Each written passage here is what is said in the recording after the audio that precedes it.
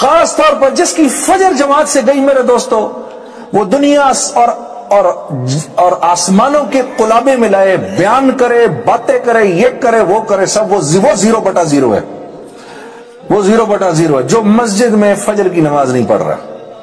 یقین کرو، ہاں جس نے فجر کی نماز کو قابو کر لیا اس نے زندگی کو قابو کر لیا، ایسے پکڑ لیا، اس کو گردن سے پکڑ لیا، پھر کہیں نہیں بھاگتی زندگی اس کے ہاتھ سے۔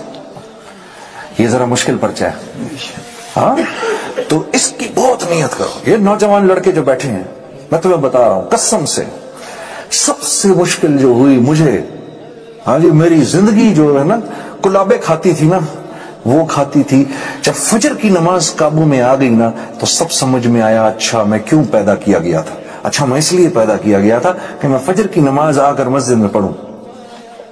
ہاں فجر کی نماز، فجر کی نماز کرتے ہو نا دل سے ارادہ انشاءاللہ، نہیں چھوڑنا، اس نماز کو نہ چھوڑنا، فجر کی نماز کو نہ چھوڑنا مسجد میں۔ ہاں جو فجر کے ٹائم سویا ہوتا ہے، جو فرشتے رزق بانٹنے آتے ہیں نا، وہ رزق لے کے اس کے منہ پہ مارتے ہیں اور چلے جاتے ہیں۔ ہاں اس کے چہرے پر سے اللہ صلحاء کا نور ہٹا دیتا ہے، صلحاء کا نور ہٹ جاتا ہے اس کے چہرے سے، جو جان بوجھ کے فجر کی نماز کو قضا کرتا ہے۔ میرے دوستو، اللہ کے نبی نے جتنی برکت مانگی ہے فجر کی نماز کے ٹائم پر مانگی اس امت کے لیے۔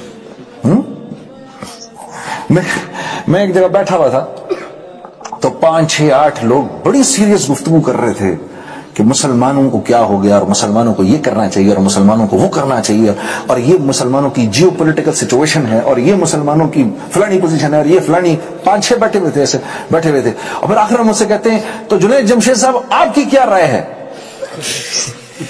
میں تو سٹ پٹا گیا ایک دم سے، میں کہا جی میری رائے تو میں بعد میں پوچھوں گا، میں پہلے تو آپ حضرات کی رائے سے استفادہ اٹھانا چاہتا ہوں مجھے، لیکن میں استفادہ اٹھانے سے پہلے میں یہ پوچھنا چاہتا ہوں، مسلم مجھے اتنا بتا دیجیے کہ آج آپ میں سے فجر کی نماز جماعت کے ساتھ کس کس نے پڑھی ہے؟ ان میں سے فجر کی نماز جماعت کے ساتھ تو نماز ہی نہیں پڑھ رہا تھا، تو یہ مجھے بتاؤ جو مسلمان نماز ہی نہیں پڑھ رہا، اس مسلمان سے اس امت کو کیا فائدہ ملے گا؟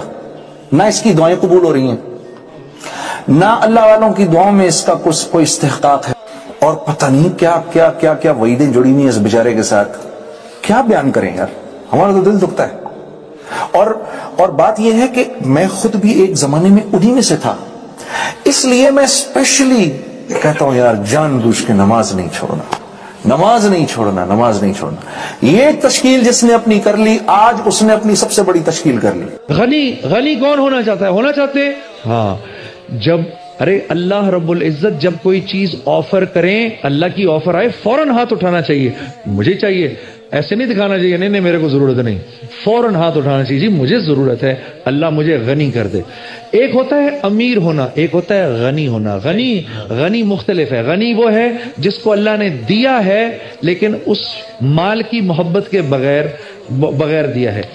جو فجر کی نماز کے بعد سے لے کر دن کے ختم ہونے تک 300 دفعہ الملک پڑھے گا، اللہ اس کو غنی کر دے گا۔ الملک اللہ اس کو غنی کر دے گا، مالدار کر دے گا۔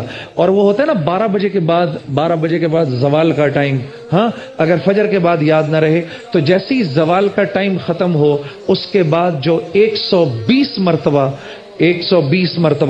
جو 120 مرتبہ الملک پڑھے گا، اللہ اس کو بھی غنی کر دے گا، مالدار کر دے گا۔